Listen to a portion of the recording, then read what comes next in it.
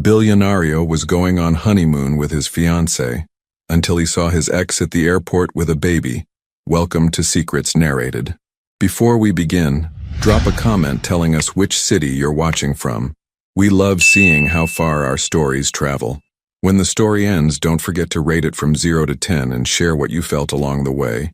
And if you enjoy emotional stories filled with twists and hidden truths, make sure to follow Secrets Narrated so you don't miss the next one. Now, sit back, relax, and enjoy every detail.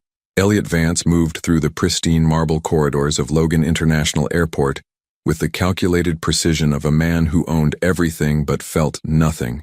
At 46, his tall, athletic frame commanded attention, broad shoulders that spoke of disciplined morning workouts, sharp jawline framing ice blue eyes that had closed billion-dollar deals without flinching. His dark hair, perfectly styled with just a hint of silver at the temples, caught the artificial lighting as he walked. The charcoal Tom Ford suit fit him like it was crafted for his body alone, and it had been. "The jet is ready whenever you are, Mr. Vance." His assistant's voice crackled through his earpiece, but Elliot barely registered the words. His mind was elsewhere, cycling through quarterly projections and environmental sustainability metrics that would reshape the tech industry. Everything was numbers, data, strategic moves. Everything except the hollow feeling that had been growing in his chest for months. Beside him, Camille Rhodes glided with the effortless grace of someone born into high society. At 38, she was stunning in the way that magazine covers demanded. Platinum blonde hair swept into an elegant chignon, emerald eyes that sparkled with practiced charm, and a figure that made her cream-colored Chanel dress look like haute couture advertising. She was everything a billionaire's wife should be: intelligent, sophisticated, connected to the right families, and completely aware of her role in this carefully orchestrated life. "Tuscany in October," she said, adjusting the diamond bracelet on her wrist. "I can already picture us at the vineyard. The photography will be perfect for the society pages." Her voice carried the musical quality of someone educated at Swiss finishing schools, but Elliot noticed how she spoke about their honeymoon like a marketing campaign. He nodded absently, checking his Patek Philippe watch, a wedding gift from his father, along with the merger that had necessitated this marriage. The Vance-Rhodes union wasn't just romantic. It was a strategic alliance that would secure both families' environmental tech empires for the next generation. Clean energy, carbon capture, sustainable manufacturing. Their combined patents would revolutionize how the world fought climate change, and all it cost was his heart. "Mr. Vance," Camille's voice sharpened slightly. "You're not listening." She was right. His attention had drifted to the departure board, scanning flight information he didn't need. "I was saying that my mother wants to know about the Christmas gala. She's already coordinating with the event planners." "Of course," Elliot replied, the words automatic. "Whatever she thinks is best." It was always whatever someone else thought was best. His father's business decisions, the board's strategic partnerships, his mother's social obligations, and now Camille's family traditions.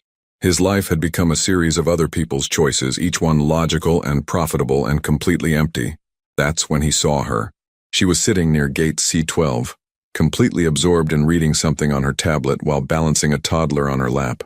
The little girl couldn't have been more than 2, with dark curls that caught the airport lighting and curious brown eyes that surveyed everything around her with fearless interest. But it was the woman holding her that made Elliot's world tilt off its axis. Naomi. Even from 30 feet away, he would have recognized the graceful curve of her neck, the way she tucked her auburn hair behind her left ear when she was concentrating, the quiet strength in her posture. At 34, she looked exactly as he remembered, perhaps more beautiful if that was possible. Her skin had a warm, golden undertone that spoke of mixed heritage, and she carried herself with the confident elegance of a woman who had found her place in the world. She wore a simple navy dress that emphasized her natural beauty rather than competing with it. The child in her arms had the same dark hair, the same intelligent eyes that seemed to take in everything. She was playing with what looked like a small stuffed elephant, making it dance while Naomi smiled and occasionally glanced down to engage with her quiet games. Elliot's feet stopped moving entirely. His chest felt like someone had reached inside and squeezed his heart with an iron fist. 3 years. 3 years since she'd walked out of his life, and he'd convinced himself he was over her. He'd built an empire, closed deals worth hundreds of millions, and found a perfect wife who fit into his world like a custom-made puzzle piece. But seeing Naomi with a child, A child who looked to be about 2.5 years old, made everything else disappear. Elliot? Camille's voice seemed to come from very far away. What's wrong? You look like you've seen a ghost. He couldn't answer. His mind was doing rapid calculations that had nothing to do with business. 3 years since Naomi had left. 2.5 years old. The timeline was impossible to ignore, impossible to rationalize away. I need a moment, he managed, his voice rougher than he'd intended. I'll be right back. Elliot, our boarding starts in 20 minutes, Camille called after him, but he was already walking away, drawn across the terminal by a force stronger than logic or propriety, or the careful plans that governed his entire life. Each step toward Gate C12 felt like stepping backward through time. He remembered the last fight they'd had. Not really a fight, but a quiet, devastating conversation where Naomi had told him she couldn't be with someone who kept secrets. He'd tried to explain about the family obligations, the business pressures, the arranged engagement that had been hanging over his head since childhood like a sword waiting to fall. But she'd already found the documents, had already seen the marriage contract with Camille's family, dated and signed 2 years before he'd even met Naomi, had already realized that their entire relationship had been built on a lie of omission. You never planned to choose me, she'd said, her voice steady and heartbroken. You just didn't tell me I wasn't really an option. Now, watching her gently wipe something from the little girl's cheek, Elliot realized what he'd lost. It wasn't just Naomi. It was the life they might have built together, the family they might have been, the man he might have become if he'd had the courage to fight for what he wanted instead of what was expected. The little girl looked up as he approached, her dark eyes meeting his with curious boldness. For a heart-stopping moment, Elliot saw something familiar in her face, the shape of her chin, the way her eyebrows arched when she was thinking. Naomi followed her daughter's gaze and froze. Her tablet slipped slightly in her hands, but she caught it gracefully, never letting go of the child. For several seconds, they simply stared at each other across 3 years of silence and a lifetime of what-ifs. Hello, Elliot, she said finally, her voice carrying the same calm strength he remembered. No surprise, no anger, just acknowledgement, as if she'd been expecting this moment and had already made her peace with it. Naomi! His voice came out as barely more than a whisper. His eyes dropped to the little girl, who was studying him with the fearless curiosity that belonged to children who had been loved well. She's beautiful. Her name is Isabella. We call her Bella. Naomi's hand moved protectively to stroke the child's hair. She's 2.5. The confirmation hit him like a physical blow. He'd been doing the math, but hearing it confirmed made everything real. 2.5 years old. Conceived right before Naomi had left him. Naomi, he started, but she shook her head gently. Not here, she said quietly. Not now. Bella had dropped her elephant and was reaching toward Elliot with the trusting openness of a child who didn't understand that the world was complicated. Without thinking, he reached back, letting her tiny fingers wrap around his index finger. Her grip was surprisingly strong. Elliot! Camille's voice cut through the moment like a blade. There you are. They've started boarding. She approached with the clicking of designer heels on polished floor, her expression shifting from relief to confusion as she took in the scene. Naomi sitting with a child, Elliot crouched beside them, the obvious tension crackling in the air. Oh, Camille said, her social training kicking in automatically. I'm sorry. I didn't realize you were speaking with someone. Elliot straightened slowly, Bella's fingers still wrapped around his. Camille, this is Naomi. Naomi, this is Camille. The introduction hung in the air, incomplete and loaded with everything he couldn't say. Naomi's eyes moved to Camille's left hand, taking in the massive diamond engagement ring, the matching wedding band, the obvious wealth and status. Her expression didn't change, but Elliot saw something flicker in her eyes. Not hurt exactly, but a kind of resigned understanding. Congratulations, Naomi said simply, and somehow made it sound sincere. I hope you'll be very happy. Bella tugged on Elliot's finger, bringing his attention back to her. She was holding up her elephant, offering it to him with the generous spirit of someone who didn't yet know that not everyone deserved her gifts. Thank you, sweetheart, he said softly, accepting the small toy. He's very special. Elliot, Camille's voice had taken on a sharp edge. We really need to go. He looked up at Naomi, desperate to say something that would matter, that would bridge the impossible gap between this moment and all the choices that had led them here. But what was there to say? That he was sorry? That he'd thought about her every day for 3 years? That seeing her with Bella made him question everything he thought he wanted from his life? Take care of yourself, was all he managed. You too, she replied, gathering Bella more securely in her arms. Have a wonderful trip. As he walked away, following Camille toward their gate, Elliot heard Bella's voice behind him, clear and musical and achingly familiar. Bye-bye, man. Bye-bye. He didn't turn around. He couldn't, because if he did, he might never get on that plane. He might throw away everything he'd built, everything his family expected, everything that made sense on paper. But as they reached their gate, as Camille handed over their boarding passes with practiced efficiency, as the flight attendant welcomed them aboard with professional smiles, Elliot's mind kept circling back to one devastating question. What if everything he thought he wanted was just everything he'd been told to want? The private jet's leather seats had been designed for comfort, but Elliot felt like he was sitting on broken glass. Every nerve in his body was on high alert, every thought spiraling back to gate C12, to dark curls and tiny fingers, to the way Naomi had said, 2.5, with such quiet certainty. Camille settled into the seat across from him, already pulling out her tablet to review their itinerary. The villa has been completely renovated, she said, scrolling through photos. The wine cellar alone cost $300,000. Perfect for the lifestyle magazine spread they want to do. Elliot nodded mechanically, but his mind was calculating different numbers. Bella's age, the timeline of his breakup with Naomi, the month they'd spent in his Hamptons house before everything fell apart, the night before she'd found those documents, when they talked about having children someday, when she'd fallen asleep in his arms, whispering about the future they'd build together. Are you even listening to me? Camille's voice cut through his thoughts like ice. He looked up, meeting her emerald eyes. She was beautiful, objectively, undeniably beautiful.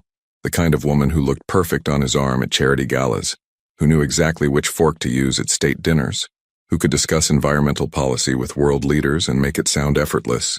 She was everything his family had wanted for him. But she wasn't Naomi. I'm sorry, he said. My mind is on the Shanghai deal. Camille's expression softened slightly. You work too hard. That's why this honeymoon is so important. We need time to actually get to know each other without boardrooms and contracts and your father's constant interference. The irony wasn't lost on him. Their entire relationship was a contract, negotiated by lawyers and sealed with prenuptials that read more like merger agreements. They dated for exactly 18 months, the appropriate courtship period according to both families' advisors. They'd attended the right events, been photographed at the right parties, announced their engagement in the society pages with all the fanfare of a corporate acquisition, and through it all, Elliot had told himself it was enough. That compatibility mattered more than passion, that building an empire together was more valuable than the messy unpredictability of love. Camille, he said slowly, what do you want from this marriage? She looked surprised by the question. What do I want? I want what we've always talked about. The environmental initiatives, the philanthropic projects, the influence we can have together. I want to build something meaningful. But what do you want? He pressed. Not the families, not the business objectives. What do you want? A flicker of something. Uncertainty, vulnerability, crossed her face. I want to matter, she said quietly. I want to be more than just another society wife whose biggest accomplishment is organizing charity luncheons. With our resources combined, we can actually change how the world approaches climate change. It was a good answer, an honest answer, and it made Elliot realize how much he'd underestimated her. Camille wasn't just playing a role, she genuinely believed in their mission together, which somehow made everything worse. The woman at the airport, Camille said suddenly. Who was she? Elliot's chest tightened. Someone I used to know. Someone you used to love. It wasn't a question. Camille had always been perceptive, trained from childhood to read social dynamics and unspoken tensions. She sat back in her seat, studying him with the analytical mind that made her such a formidable negotiator. The child looked to be about 2, she continued. Dark hair like yours, similar bone structure. Elliot felt the walls closing in. Camille, is she yours? The question hung in the air between them like a bomb waiting to explode. Elliot looked out the window at the clouds passing below, thinking about how simple everything had seemed just 6 hours ago. He'd been a billionaire heading to his honeymoon with his perfect wife, his life mapped out in quarterly reports and 5-year plans. Now he was a man who might have a daughter he'd never known existed. I don't know, he said finally. But the timing fits. Camille was quiet for a long moment, processing this information with the same methodical approach she used for everything else. Did you know about her when we got married? No. The answer came immediately because that much was true. I had no idea. But you suspect now? Yes. Another long silence. When Camille spoke again, her voice was carefully controlled. What are you going to do about it? It was the question he'd been asking himself since the moment Bella's tiny fingers had wrapped around his. What was he going to do? Ignore it? Pretend he'd never seen them? Continue on with his honeymoon and his perfectly planned life? Or turn the plane around and demand answers that might destroy everything he'd built? I don't know, he admitted. Camille reached across the aisle and touched his hand. Her fingers were cool and steady, exactly like everything else about her. Elliot, I need you to understand something. I didn't marry you for love. We both know that. I married you because I believed we could build something important together. But I won't be married to a man who's in love with someone else. The honesty in her voice was startling. In all their months of courtship, they'd never spoken this directly about the nature of their relationship.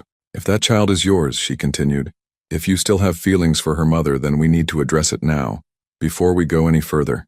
Elliot stared at their joined hands, his tanned and calloused from years of sailing and rock climbing, hers pale and perfectly manicured.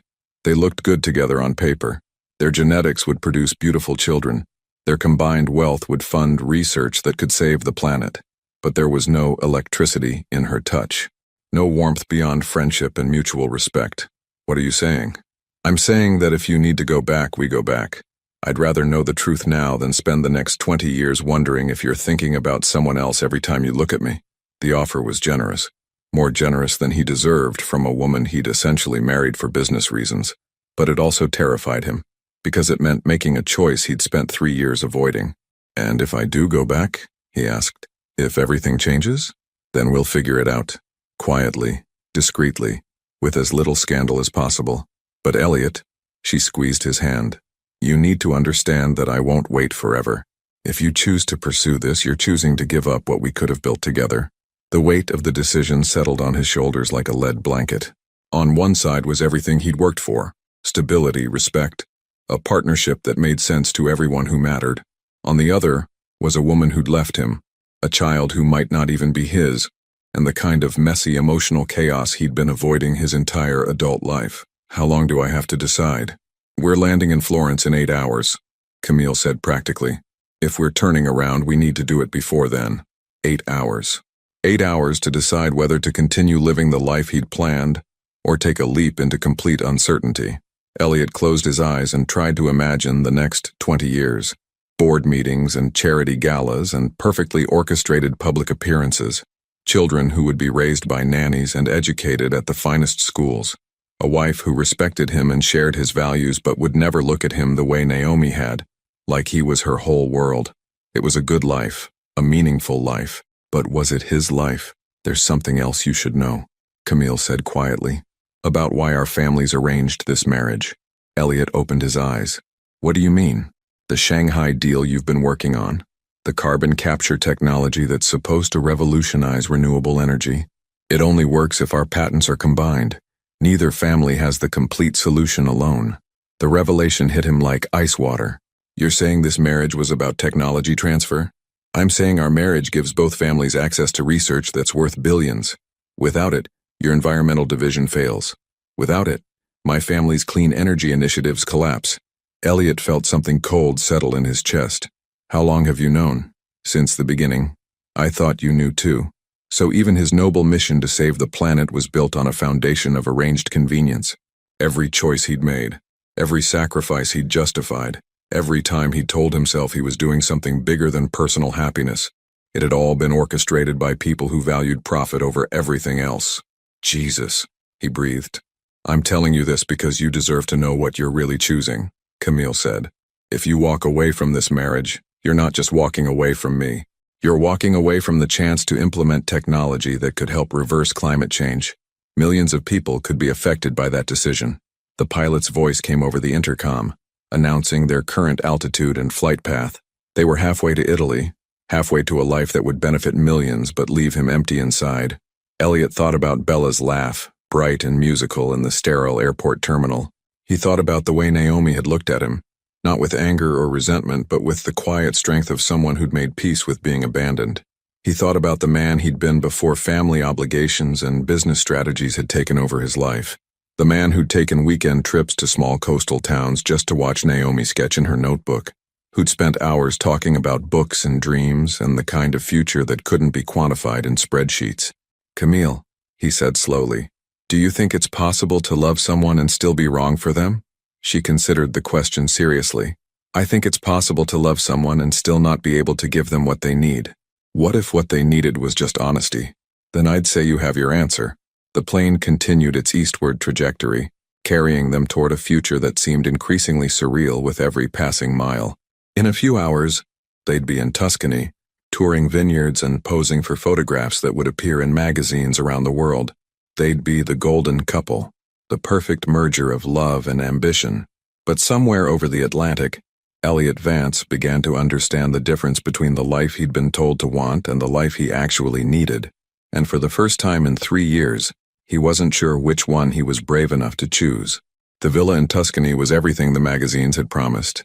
Rolling hills dotted with olive groves stretched toward the horizon, painted in the golden light of late afternoon.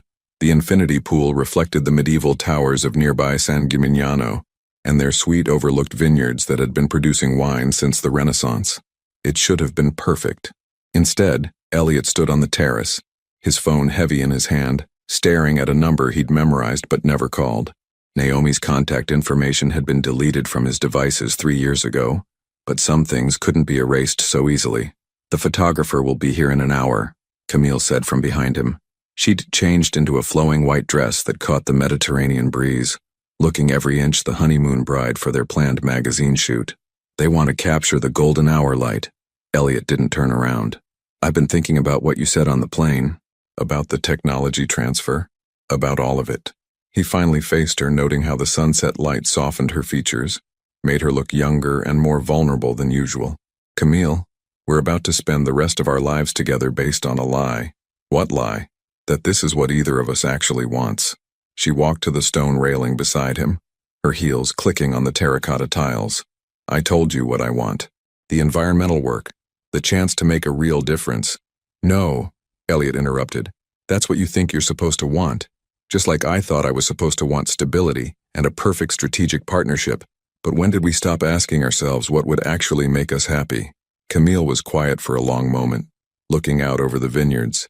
"I stopped asking that question when I was 12, she said finally, "when my parents explained that girls like me don't get to choose happiness over duty." The honesty in her voice caught him off guard. In all their months together, she'd never spoken about her childhood, her real feelings about the expectations placed on her. "What did you want to be when you were 12? He asked. A smile ghosted across her lips. "A marine biologist. I wanted to study coral reefs and find ways to save them from bleaching. I used to spend hours reading about ocean ecosystems, dreaming about diving in the Great Barrier Reef. What happened to that dream? My mother enrolled me in finishing school instead, said marine biology wasn't an appropriate career for someone who would need to represent the family interests." Camille's voice was matter-of-fact, but Elliot heard the old hurt underneath. "Funny thing is, I'm still trying to save the environment. Just from boardrooms instead of underwater." Elliot felt a pang of recognition. How many dreams had been sacrificed on the altar of family expectations? How many versions of themselves had they both abandoned to become the people their parents needed them to be? "What about you?" Camille asked. "What did 12-year-old Elliot want to be?" He almost laughed. "A park ranger. I wanted to live in a cabin in Yellowstone and protect wildlife from poachers. I had this whole fantasy about hiking through forests every day, sleeping under the stars." "When did you stop wanting that?" "When my father had his first heart attack. I was 15. Suddenly the family business wasn't just about money. It was about keeping him alive long enough to see his legacy secured." Elliot ran a hand through his hair. "Except now I wonder if I was protecting his dream or killing my own." They stood in comfortable silence, two people who'd spent their lives performing roles they'd never auditioned for. The photographer would arrive soon, ready to capture images of marital bliss for public consumption. Tomorrow there would be interviews, social events, the carefully choreographed dance of being a power couple. But tonight, for just a moment, they were simply two people who'd forgotten how to want things for themselves. "Elliot," Camille said softly, "I need to tell you something else." He turned to face her fully. "I've been having an affair." The words hit him like a physical blow, not because they hurt, but because of how little they hurt. He should have been angry, betrayed, devastated. Instead, all he felt was a strange kind of relief. How long? He asked. 2 years, since before our engagement. Camille's hands gripped the stone railing. Her name is Dr. Alexandra Reyes. She's a marine biologist. The irony wasn't lost on either of them. She's working on coral restoration projects in the Caribbean, Camille continued. Everything I dreamed about doing when I was 12. And she sees me as more than just a Rhodes family daughter. Do you love her? Yes. The admission came out as barely more than a whisper. God help me, yes. I love her so much it terrifies me. Elliot stared at his wife, this woman he'd married 12 hours ago who was confessing to an affair that somehow felt like the most honest thing either of them had shared in months. Why are you telling me this? Because on the plane, you asked what I wanted, and what I want is to wake up next to someone who makes me feel alive instead of just appropriate. Camille turned to face him, tears threatening to spill. I want to support Alexandra's research. I want to dive with her in coral reefs and feel like I'm making a difference with my hands instead of my checkbook. But your family's business will survive without me. My brother can handle the environmental division. He's actually better at it than I ever was. She wiped at her eyes carefully, preserving her makeup for the photos that might not happen. I've been a coward, Elliot. I've been so afraid of disappointing everyone that I forgot about disappointing myself. Elliot felt something shift in his chest, like puzzle pieces finally clicking into place. So we're both in love with someone else. We're both in love with the people we were supposed to be. The phone in Elliot's hand buzzed with a text from the photographer, confirming their arrival time. In 40 minutes, they'd be expected to smile and pose, and pretend they were the happiest couple in the world. What do we do now? He asked.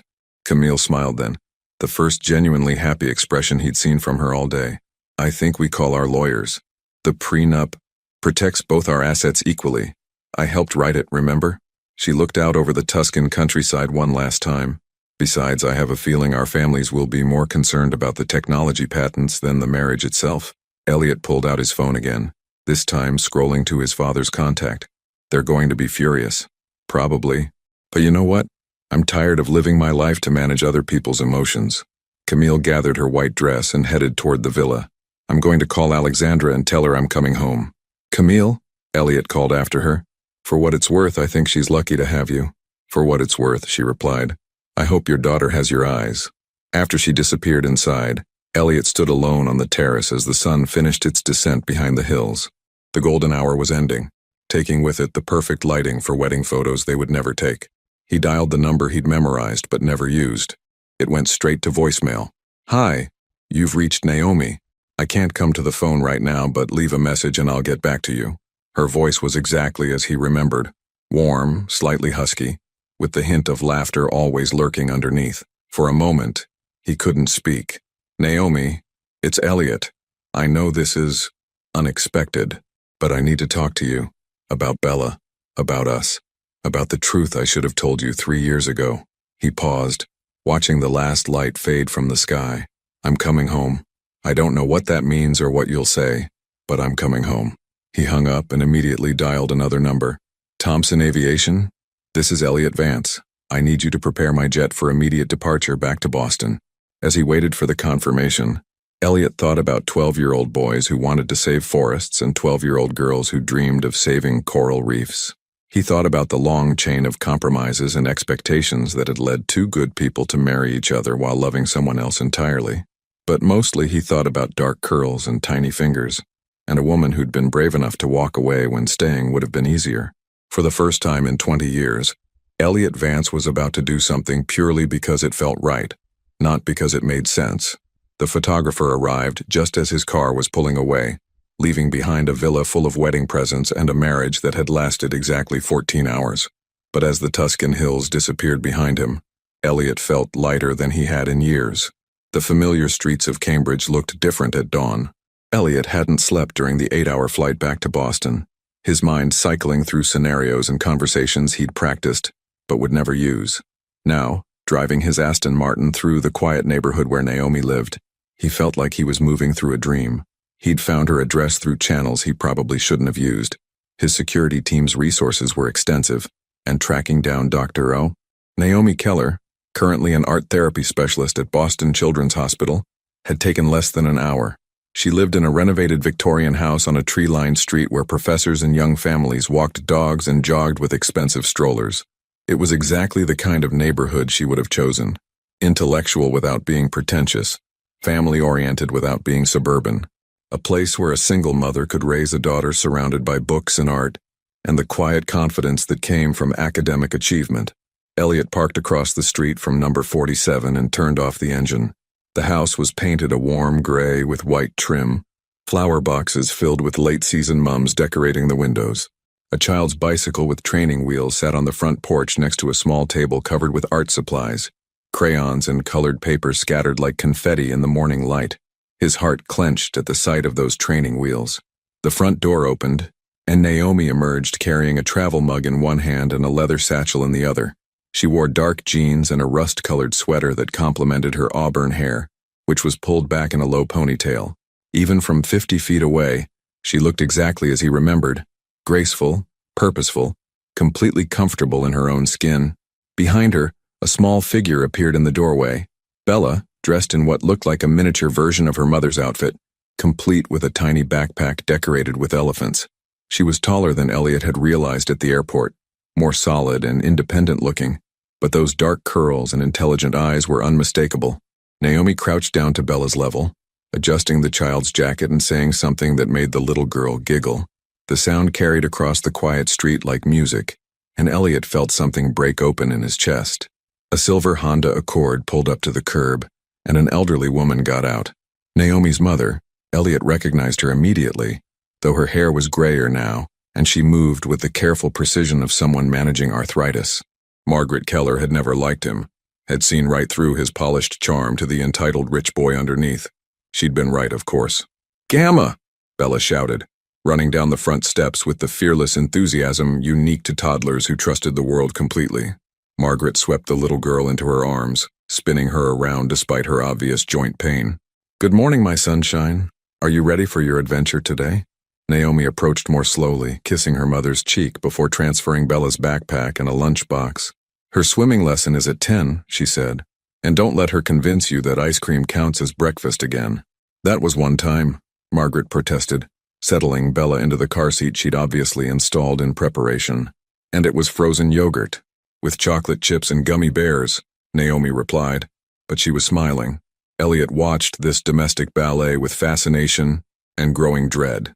This was Naomi's life, organized, loving, complete without him. She had her work at the hospital, her mother's support, a daughter who clearly adored her. What right did he have to disrupt that stability with questions about paternity and abandoned feelings? The Honda pulled away with Bella waving enthusiastically from her car seat, and Naomi stood alone on the sidewalk checking something on her phone. She looked tired, Elliot realized. There were shadows under her eyes that hadn't been there 3 years ago, and a tension in her shoulders that spoke of long days and longer nights. Before he could lose his courage, Elliot got out of his car. The click of the door closing seemed unnaturally loud in the morning quiet. Naomi looked up from her phone, and for a moment, neither of them moved. Across the narrow street, 3 years of silence stretched between them like a chasm. "Hello, Naomi," he said finally. "Elliot." Her voice was steady, unsurprised. "I got your message. I wasn't sure you'd listen to it. I almost deleted it without listening." She slipped her phone into her jacket pocket, but curiosity won. He crossed the street slowly, giving her time to object or retreat. But Naomi held her ground, watching him approach with the same calm assessment she'd shown at the airport. When he stopped a few feet away, close enough to see the gold flecks in her brown eyes, she tilted her head slightly. "You look terrible," she observed. "When was the last time you slept?" "I've been on a plane, just got back from Italy." "Your honeymoon." It wasn't a question. "My very brief honeymoon." Elliot ran a hand through his hair, suddenly aware of how disheveled he must look. "Camille and I, we had a conversation about what we actually wanted from our lives. And, turns out we were both in love with other people." Something flickered in Naomi's expression. Not hope exactly, but perhaps the ghost of curiosity. "That must have been an interesting conversation." It was surprisingly liberating. He gestured toward her house. Would you be willing to talk? Really talk?" Naomi checked her watch. "I have to be at work in an hour." "Then we have an hour." She studied his face for a long moment, and Elliot forced himself to remain still under her scrutiny. Whatever she was looking for, Sincerity, desperation, the truth he'd been too cowardly to share 3 years ago. He hoped she could find it. "Coffee," she said finally, "but not inside. There's a cafe 2 blocks from here." The walk to Morning Glory Cafe was conducted in silence, but it wasn't the uncomfortable tension Elliot had expected. Instead, it felt like the quiet before an important exam, charged with potential but not yet committed to any particular outcome. The cafe was exactly the kind of place Naomi would love. Exposed brick walls covered with local artwork, mismatched furniture that somehow worked perfectly together, and the rich smell of coffee beans roasted on site. They ordered black coffee for him, oat milk latte for her, and found a corner table away from the handful of early morning customers. "So," Naomi said, wrapping her hands around her mug, "you want to talk about Bella? I want to talk about everything, but yes, Bella is part of it. What exactly do you want to know?" The directness of the question caught him off guard. He'd expected evasion, anger, demands for explanations about his own behavior. Instead, Naomi was offering clarity with the same straightforward honesty that had made him fall in love with her in the first place. "Is she mine?" "Yes." The simple word hit him like lightning. No hesitation, no equivocation, just truth delivered with surgical precision. "Why didn't you tell me?" "Because you made your choice." Naomi's voice remained calm, but her grip on the coffee mug tightened. "When I found those documents, when I realized you'd been engaged to someone else the entire time we were together, I understood that whatever we had was never going to be enough for you to fight for." "That's not," Elliot started, then stopped. Because it was true, wasn't it? When forced to choose between family expectations and Naomi, he'd chosen the path of least resistance. "You're right. I was a coward. You were 28 years old and terrified of disappointing your father." "That's not an excuse." "No," Naomi agreed. "It's not, but it's an explanation." They sat in silence for a moment, the weight of 3 years' worth of unspoken truths settling between them. "When did you find out you were pregnant?" Elliot asked. 6 weeks after I left, I thought about calling you." She smiled ruefully. "I actually dialed your number probably 50 times, but every time I was about to press send, I'd remember that marriage contract and realize that telling you would just complicate your life without changing anything fundamental. It would have changed everything." "Would it? Really?" Naomi leaned forward slightly. "Because from where I sat, you'd already made your choice, and I wasn't going to force you to pretend to want a life you'd never actually chosen." The accusation was delivered gently, but it still cut deep because of its accuracy. Would he have left Camille for Naomi and a baby? Would he have been strong enough to face his father's disappointment, the family's financial consequences, the disruption to carefully laid plans? He wanted to say yes, but honesty compelled him to admit he didn't know. "I've thought about you every day for 3 years, he said instead. "I know." Naomi's smile was sad but not bitter. "I could feel it sometimes. The weight of your regret." "How is she? Bella? What's she like?" For the first time since they'd sat down, Naomi's expression softened completely. "She's brilliant, curious about everything, fearless in the way that scares me daily. She loves elephants and swimming and books with lots of pictures. She asks approximately 3,000 questions per day." Does she ask about her father?" "Not yet. She's still too young to really understand family structures beyond what she knows. But she will, eventually." "What will you tell her?" Naomi was quiet for a long moment, staring into her coffee as if it contained answers to questions she'd been avoiding. "I don't know," she admitted.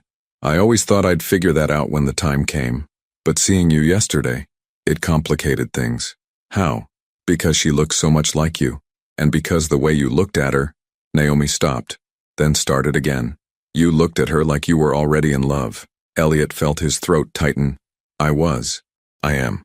The moment I saw her, I felt this recognition, like I'd been waiting my whole life to meet her. That's what I was afraid of." "Why afraid?" Naomi met his eyes directly. "Because falling in love with your daughter is easy, Elliot. Being her father, day in and day out through tantrums and illnesses and all the ordinary moments that don't feel magical, that's the hard part. And I won't let you break her heart the way you broke mine." The silence stretched between them like a taut wire, charged with everything Naomi hadn't said. Elliot stared into his black coffee, seeing his own reflection distorted in the dark surface. 3 years of wondering, and now he knew. He was a father. But knowing and being were 2 entirely different things. "I deserve that," he said finally. "The accusation about breaking hearts. I wasn't trying to hurt you. Naomi's voice was gentler now, professional almost. But I need you to understand what's at stake here. Bella's world is stable, she feels safe. If you're going to be part of her life, it can't be temporary. What would convince you that I'm serious? Time, consistency, proof that you've changed from the man who chose obligation over love. Elliot looked up to find her studying him with the analytical gaze he remembered from when she was working on a particularly challenging art piece. She'd always been able to see through surface presentations to the truth underneath. "What if I told you I quit my job this morning?" he said. Naomi's eyebrows rose slightly. "Did you?" "Called my father from the plane. Told him I was resigning from the board, stepping down as CEO, selling my shares back to the company." The memory of that conversation still made his chest tight. "He hung up on me." "Why would you do that?" "Because you were right 3 years ago. I was living someone else's life, making choices based on what other people expected rather than what I actually wanted." Elliot leaned forward. "The man who chose that arranged marriage, he doesn't exist anymore. People don't change that dramatically overnight, Elliot." "Maybe not, but they can start." He pulled his phone from his pocket, showed her the screen. "I've been looking at properties since I got your voicemail. Small towns in New England where I could open a consulting practice, help small environmental companies develop sustainable technology, places where a little girl could ride her bike safely and know all her neighbors." Naomi's expression softened slightly, but she didn't speak. "I know it sounds crazy," Elliot continued, "throwing away everything I've built for a woman who has every reason not to trust me, and a daughter who doesn't even know I exist. But for the first time in my adult life, crazy feels like the only sane choice." The cafe door chimed as new customers entered, bringing with them the scent of approaching rain. Outside, the morning light had taken on that peculiar gray quality that preceded New England storms. "There's something else you should know," Naomi said quietly, "about Bella's birth." Elliot's attention snapped back to her completely. She was premature, born at 32 weeks. Naomi's hands tightened around her mug. "She spent 6 weeks in the NICU, touch and go for the first 2 weeks. The words hit him like a physical blow. While he'd been attending board meetings and planning his strategic engagement to Camille, his daughter had been fighting for her life in a hospital room. "My mother was with me," Naomi continued, "but there were nights when I thought I might lose her and I felt so alone. I kept thinking that you should know, that you should be there even if we weren't together anymore." "Why didn't you call?" "Because I saw the announcement. Your engagement to Camille was all over the society pages that month. Professional photos, interviews about your perfect partnership. It was clear you'd moved on." Elliot remembered those photos. Camille radiant in her designer gown, him smiling with practiced charm, both of them playing their roles to perfection. At the time, he'd told himself he was being responsible, mature, forward-thinking. Now he realized he'd been a fool. "I would have come," he said hoarsely. "If I'd known." "Would you? Really? Or would you have sent your assistant with a lawyer to work out custody arrangements?" The question hung in the air, unanswerable because they both knew it might have been true. The Elliot of 3 years ago might have chosen the path that minimized public disruption over the path that honored emotional truth. "I can't change what I would have done then," he said, "but I can choose what I do now." Naomi glanced at her watch, and Elliot realized their hour was almost up. Soon she'd go to work, helping children process trauma through art, and he'd be left alone with the weight of everything he'd missed. "Come with me," she said suddenly. "What?" "To my work. I want you to see something." Boston Children's Hospital buzzed with the controlled chaos that Elliot remembered from the few charity events he'd attended there. But following Naomi through the corridors felt different now. Less like obligation, more like pilgrimage. The pediatric art therapy wing was located on the 3rd floor, painted in soft colors that somehow managed to feel both cheerful and calming. Naomi's office was smaller than Elliot had expected, with child-sized tables and chairs, walls covered in drawings and shelves lined with art supplies organized with almost military precision.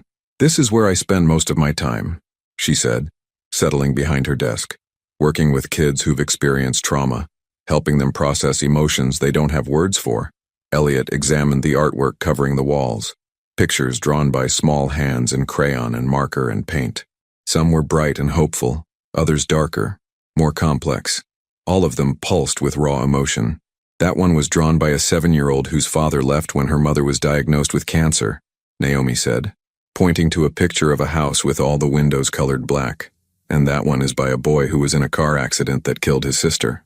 The second picture showed two stick figures holding hands, one with wings. "What you do," Elliot said slowly. "It matters. It does. And it's taught me something important about men who abandon their responsibilities." Naomi's voice was steady, but her meaning was clear. The damage doesn't just affect the adults. It shapes how children see themselves, their worth, their ability to trust. "Is that why you really didn't call? Because you were protecting Bella from becoming one of these kids?" "Partly." Naomi stood, moving to a filing cabinet. "But also because I was protecting myself. I couldn't risk hoping you'd choose us only to have you choose obligation again." She pulled out a folder and handed it to him. Inside were photographs, dozens of them, chronicling Bella's life from birth to present day. Tiny and fragile in the NICU, covered in tubes and monitors. Taking her first steps in what looked like Naomi's living room. Blowing out candles on a rainbow-colored cake. Playing in a sandbox. Chocolate ice cream smeared across her face. "She's beautiful," Elliot whispered, studying each image. "She looks like you when she's concentrating. Gets this little crease between her eyebrows." Thunder rumbled outside, and rain began pattering against the windows. Naomi glanced at her computer screen, checking her schedule. "I have a session in 10 minutes, she said. "A 5-year-old whose parents are getting divorced. She hasn't spoken since they told her about the separation. What will you do?" "Start with Clay. Sometimes children can shape their feelings before they can voice them." Naomi took the folder back, her fingers brushing his briefly. "Elliot, if you're serious about wanting to be part of Bella's life, you need to understand that it's not about grand gestures or dramatic changes. It's about showing up, consistently, even when it's inconvenient or uncomfortable. What would that look like? Start small. Maybe we could meet for coffee once a week. Let Bella get used to seeing you around without pressure or expectations. If you can prove you're reliable, we can talk about more." It wasn't what he'd hoped for, not the immediate reconciliation his heart craved, but it was more than he'd dared expect. "Once a week," he repeated. "For how long?" "As long as it takes for me to trust that you won't disappear again." A knock on the door interrupted them. A young nurse peeked in, smiling apologetically. "Dr. Keller, Sarah's here for her appointment." "Send her in," Naomi said, then turned back to Elliot. "I have to work now." "Of course." He stood, pausing at the door. "Naomi, thank you for giving me a chance. I'm not doing it for you," she said quietly. "I'm doing it for Bella. Every child deserves the chance to know their father, if that father is willing to earn the privilege." As Elliot left the hospital, rain soaking through his expensive suit, he thought about privilege versus right. For 3 years, he'd assumed his biological connection to Bella gave him certain claims. Now he understood that being a father was something to be earned, not inherited. His phone buzzed with a text from his assistant. "Board meeting moved to 2 p.m. They want to discuss your resignation." Elliot deleted the message without responding. That life, those obligations, belonged to someone he used to be. Instead, he opened his browser and searched for apartments in Cambridge, close enough to Bella's school for weekly coffee dates, small enough for a man learning to live deliberately, instead of strategically. For the first time in his adult life, Elliot Vance was planning a future based on love instead of logic, and it terrified him almost as much as it thrilled him. 3 weeks later, Elliot sat in the same corner table at Morning Glory Cafe, checking his watch for the 4th time in 2 minutes. 10:47 a.m. Naomi was 17 minutes late, and she was never late. Their Tuesday meetings had become sacred to him, the one constant in a life he was systematically dismantling and rebuilding from scratch. The barista, a college student named Marcus who'd grown accustomed to their weekly routine, caught his eye and shrugged sympathetically. "Want me to keep her latte warm?" "Please." Elliot forced a smile, but anxiety gnawed at his chest. What if she'd changed her mind? What if Bella had asked questions Naomi wasn't ready to answer? The door chimed, and Naomi rushed in, her usually composed demeanor slightly frazzled. Her hair was escaping from its ponytail, and there was what looked like finger paint on her sweater. "I'm so sorry," she said, sliding into the chair across from him. "Bella had a meltdown this morning about her elephant being in the wrong position on her bookshelf, and then my mother's car wouldn't start and—" She stopped, taking a breath. "I'm sorry. I know you probably have other things to do." "Actually, I don't." Elliot signaled Marcus for her usual order. "This is the only appointment I keep anymore." It was true. Over the past 3 weeks, he'd methodically extracted himself from his former life. Board meetings became conference calls, became polite declinations. The penthouse apartment was on the market. His assistant had been relocated to work for his cousin at the London office, and most of his belongings were in storage while he figured out what kind of life he actually wanted. "How is the apartment hunting going?" Naomi asked, settling into her chair. "I think I found something.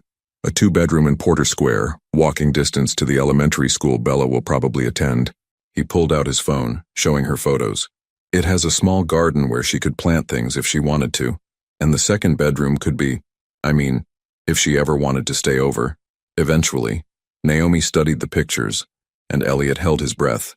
They hadn't discussed overnight visits, hadn't discussed much beyond these careful weekly conversations where they circled around the larger questions of how to build a relationship between a father and daughter who were strangers to each other. "It looks perfect for you," she said finally. "Very different from the penthouse. That was never really mine anyway. Just another thing I thought I was supposed to want." Marcus appeared with Naomi's latte, and Elliot noticed she looked tired. The shadows under her eyes were more pronounced this week. "Is everything okay? You seem stressed?" "Work has been intense lately. We're seeing more kids dealing with family disruptions. Divorce rates always spike after the holidays." She wrapped her hands around the warm mug. "And Bella's been asking questions." Elliot's heart jumped. "What kind of questions?" "About fathers. Apparently her friend Sophie at daycare has a daddy who takes her to the zoo every Saturday. Bella wanted to know why she doesn't have a daddy." "What did you tell her?" "The truth in age-appropriate language, that some families look different from others, that she has a mommy and a grandma who love her very much." Naomi met his eyes. "But she's smart, Elliot. She's starting to notice that other kids have fathers and she doesn't." "Maybe," Elliot started, then stopped himself. He'd learned over the past weeks that pushing too hard only made Naomi retreat. "What do you think she needs to know?" "I think she needs to know that her father exists and wants to meet her, but I also think she needs to understand that relationships take time to build." Naomi leaned forward slightly. "I've been thinking about your consistency these past few weeks. You've shown up every Tuesday even when I was running late or had to reschedule. That matters." "Does it matter enough?" Naomi was quiet for a long moment, studying his face the way she used to when she was deciding whether to trust him with something important. "There's a children's art exhibit at the Museum of Fine Arts this Saturday," she said finally. "Interactive installations designed for kids Bella's age. I was planning to take her, if you wanted to join us, as a friend who's interested in meeting her properly." Elliot felt his throat tighten with emotion.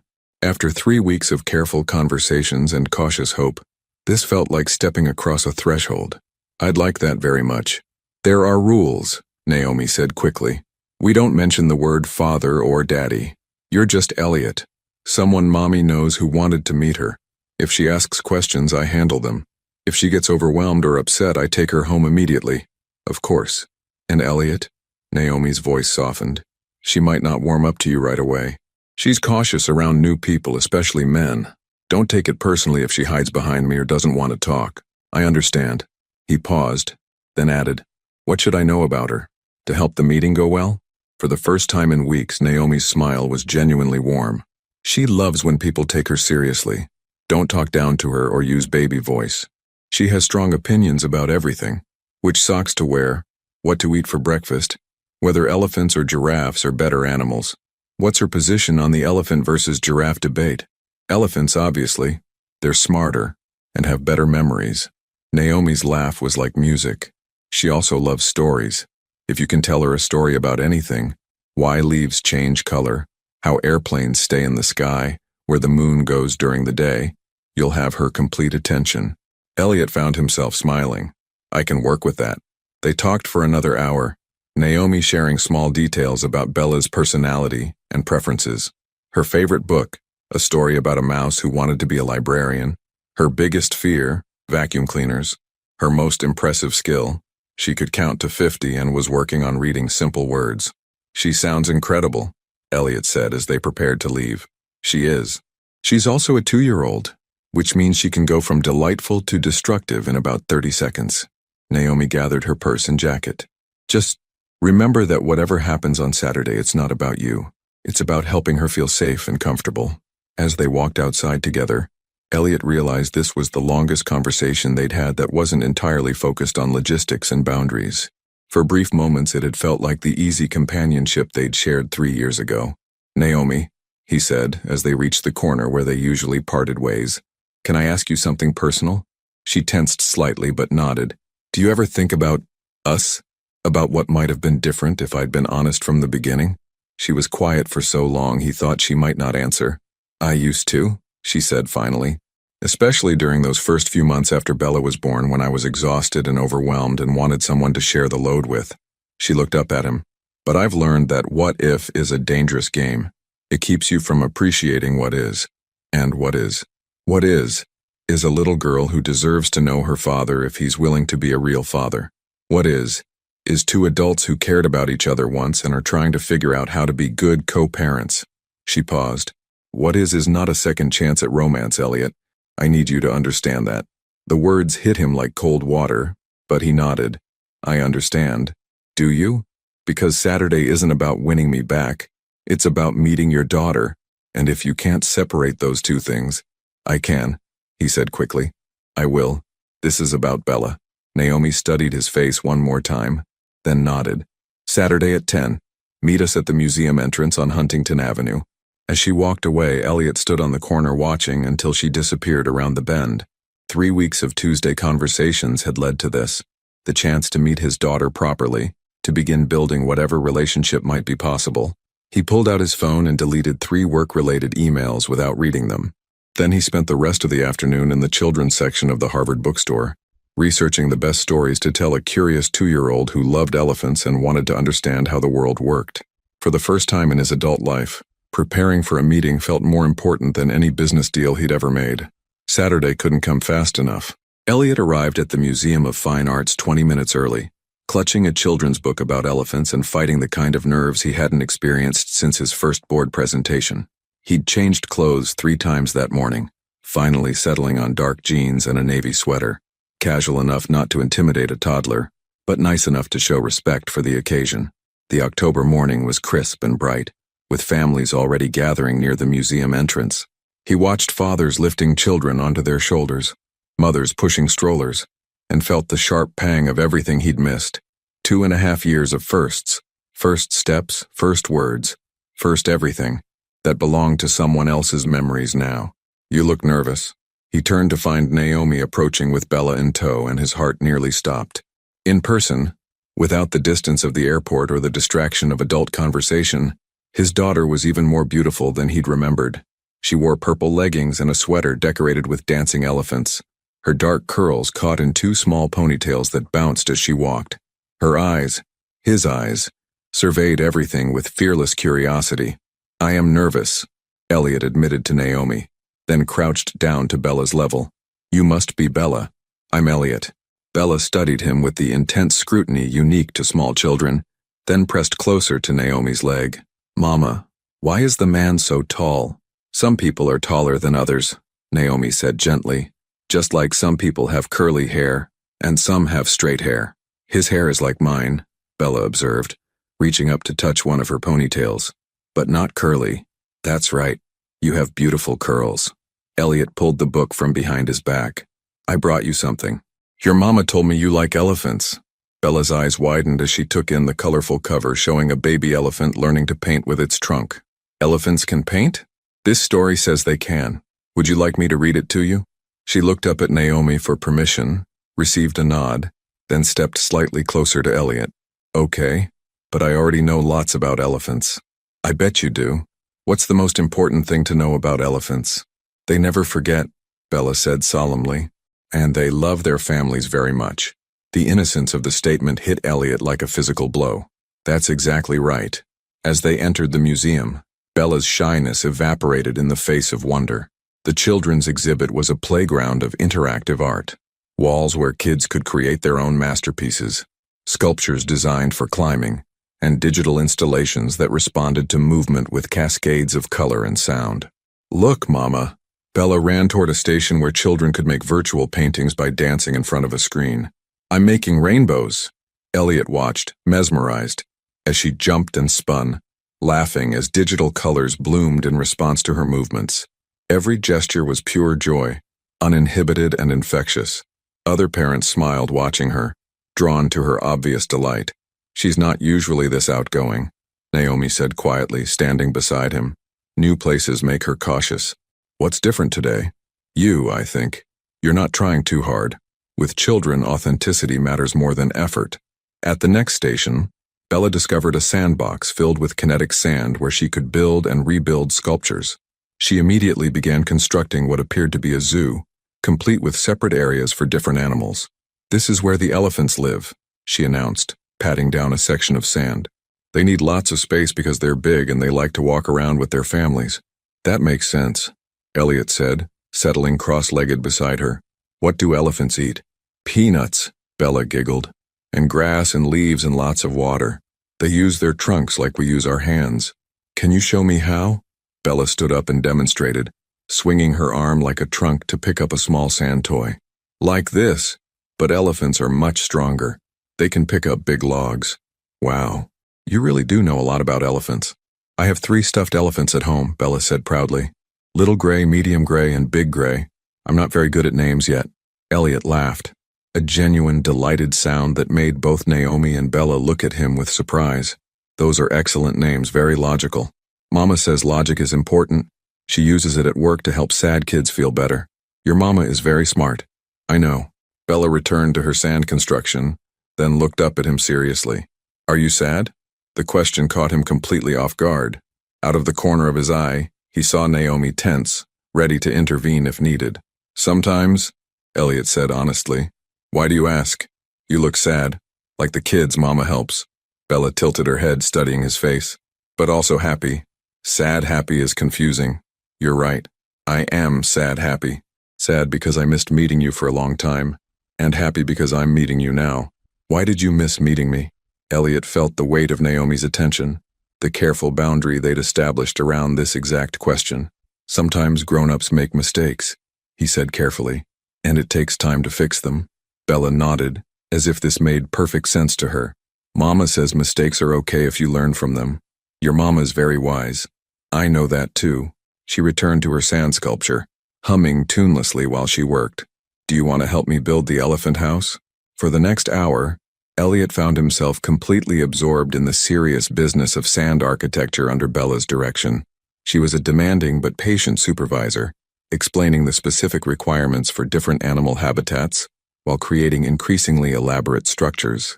"The lions need a cave," she instructed, "but the elephants need open space and a water place for swimming." "Like a pool?" "Exactly, but bigger than our bathtub."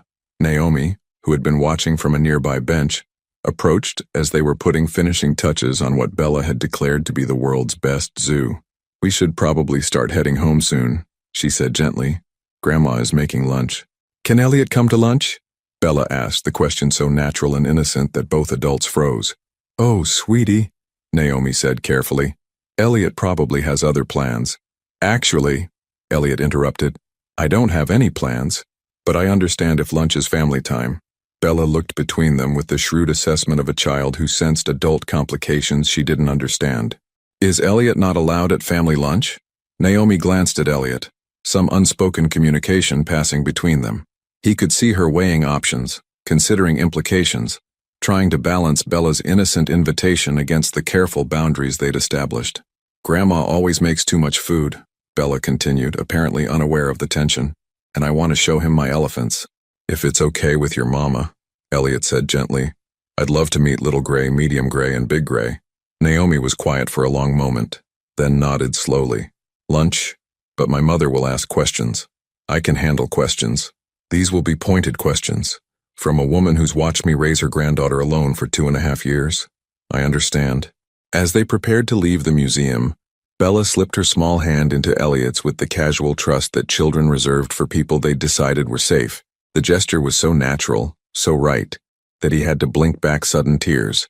"Did you like my zoo?" she asked as they walked toward the exit. "It was the best zoo I've ever seen. When we come back, we can make it even bigger. Maybe with giraffes too." "When we come back?"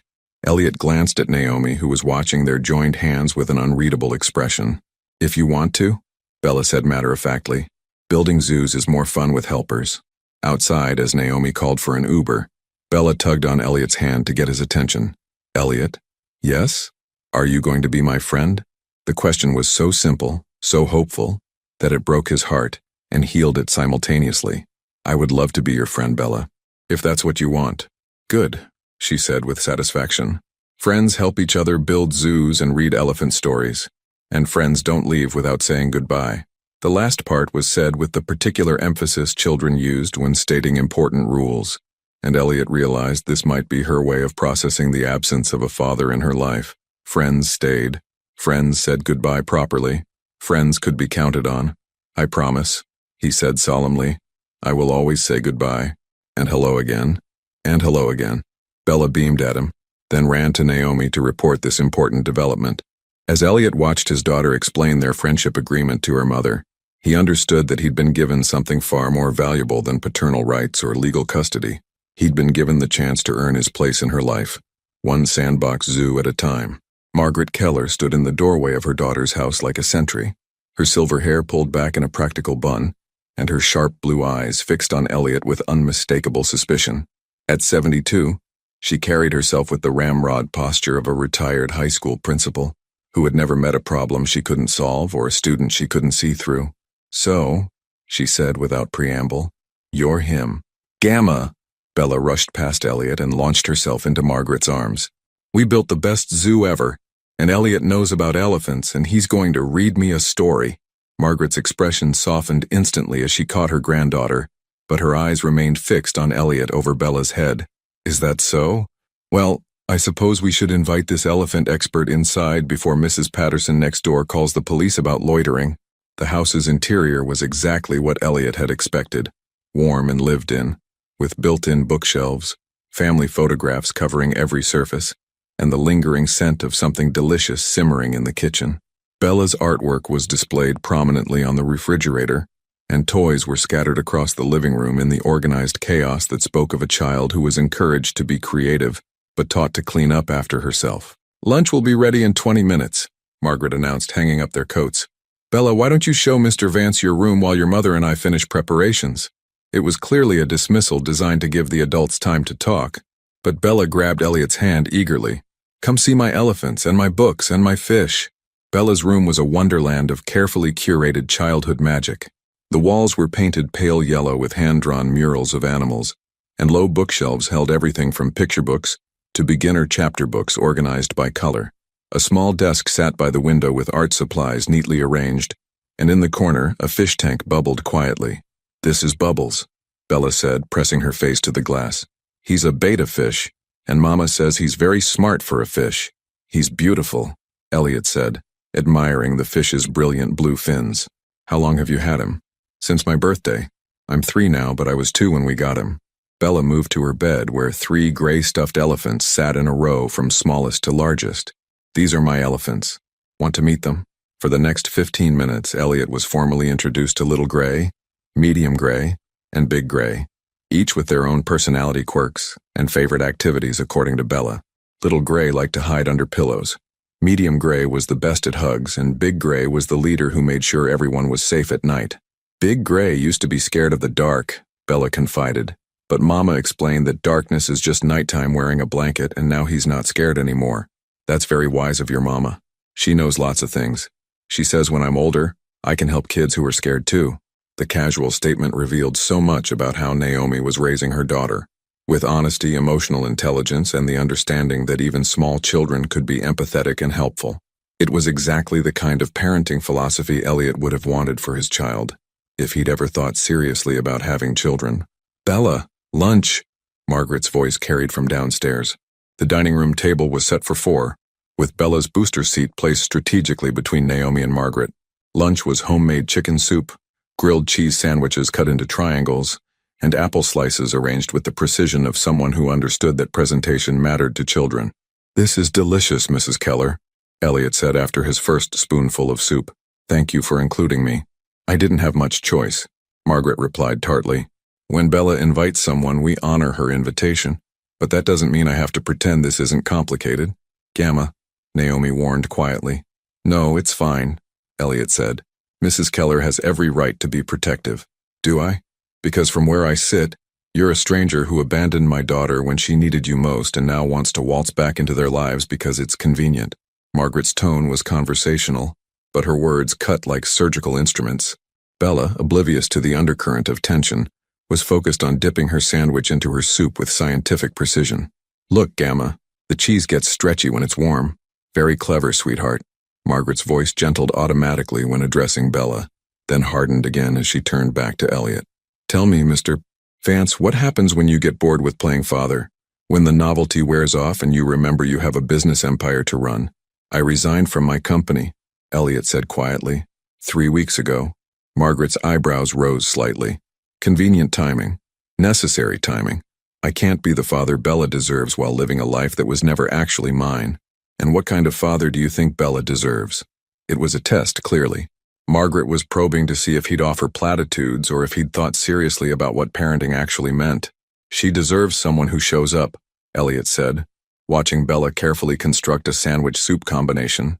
Someone who listens to her stories about elephants and takes her seriously when she's scared. Someone who learns her routines and respects her relationship with the people who've loved her since birth. He turned to meet Margaret's sharp gaze. She deserves someone who understands that being her father is a privilege I have to earn, not a right I can claim. Pretty words, Margaret said, but her tone had lost some of its edge.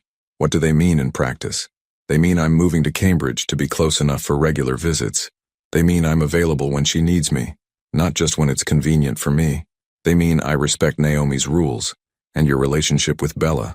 Elliot knows about elephant families, Bella interjected, apparently having caught fragments of the adult conversation. They take care of each other. Is that so? Margaret looked between Elliot and Bella with calculating eyes. Elliot said elephant families never forget each other, Bella continued, and they love each other very much even when they have to walk far apart sometimes. The statement hung in the air, innocent but loaded with meaning. Out of the mouths of babes, Elliot thought, watching as Margaret's expression shifted almost imperceptibly. Well, Margaret said after a moment, I suppose knowing about elephant families is a start. The rest of lunch passed with easier conversation.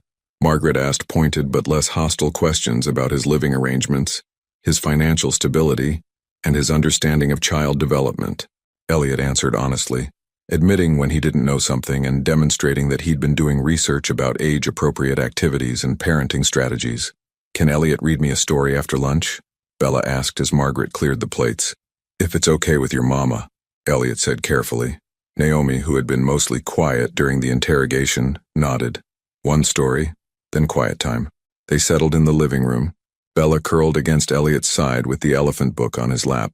As he read about the baby elephant learning to paint, Bella provided commentary and asked questions that revealed both her curiosity and her intelligence. Why does the baby elephant need to practice, she asked. Because learning new things takes time, Elliot explained. Even elephants have to practice to get good at something. Like how I practice writing my letters? Exactly like that. When the story ended, Bella yawned and rubbed her eyes. Will you read to me again sometime? If your mama says it's okay, I'd love to. As Naomi took Bella upstairs for her nap, Margaret settled into the chair across from Elliot, with the air of someone preparing for a final examination. My daughter loved you once, she said without preamble. Really loved you, in the way that changes a person permanently. Elliot nodded, not trusting himself to speak. When she came home pregnant and heartbroken, I wanted to hire someone to make you disappear permanently. Margaret's smile was sharp, but not entirely unfriendly. But Naomi wouldn't even let me call you names in front of Bella. Said children shouldn't learn that anger was the answer to disappointment. She's remarkable. Yes, she is. And so is that little girl upstairs who just spent 2 hours falling in love with the idea of having a father. Margaret leaned forward. So let me be very clear, Mr. Vance. If you break her heart the way you broke her mother's, you'll answer to me. And at my age, I have very little left to lose. I understand. Do you? Because Bella isn't just accepting you, she's already bonding with you. Children her age don't have defense mechanisms. When they love completely and without reservation. Margaret's voice softened slightly. If you leave again, it won't just hurt her. It will teach her that men who claim to care about her will eventually abandon her. The weight of that responsibility settled on Elliot's shoulders like lead. What can I do to prove I won't leave? Time, Margaret said simply. Consistency, putting her needs before your own. Every single time. She stood, smoothing her skirt, and understanding that being part of this family means all of us, not just the parts that are convenient for you. As Elliot prepared to leave, Naomi walked him to the door while Margaret stayed with the napping Bella. Your mother is formidable, he said. She's protective, and she likes you more than she's letting on. or you'd already be face down in the front yard. That's reassuring. Elliot paused at the threshold. Naomi, what Bella said about elephant families, did she come up with that on her own? Children see things more clearly than adults sometimes, Naomi said carefully. They understand love without all the complications we attach to it. And what do you see? I see a man trying very hard to become someone worthy of his daughter's trust. She met his eyes. The question is whether you can sustain that effort when it stops being new and starts being routine. As Elliot walked to his car, he could feel two pairs of eyes watching him from the front window. Margaret's suspicious but slightly less hostile, and Naomi's cautiously hopeful. For the first time since this all began, he felt like he might actually belong somewhere. But he also understood that belonging was something he'd have to earn every single day.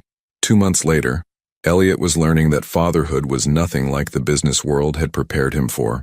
You couldn't negotiate with a toddler who decided her socks were wrong, couldn't schedule around a child's emotional meltdowns, and definitely couldn't strategize your way out of the pure exhaustion that came from trying to match Bella's boundless energy.